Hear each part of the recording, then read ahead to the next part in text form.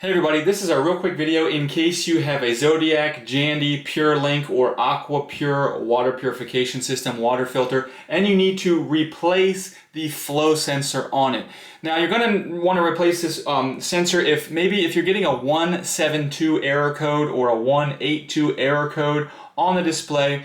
That is going to indicate that there's an issue with sensing the water flow, and it's super easy to do. The hardest thing is just to get the actual sensor. I'll go ahead and put a link in the description for a sensor that'll work for all of those different manufacturers. But anyways, you're just going to access it like shown here and then unscrew it. And when you order it, you'll get the O-rings and everything to replace. You're going to get your new sensor, and then you're just going to, you might need to use, like some channel locks or something like that to get it loose. Once you get it loose, you just put your new sensor in, and then screw the new sensor back on. Screw the cap back on the sensor, and that's really all there is to it. So if this helped, if you could give me a like, I'd really appreciate it. Thanks a lot for watching.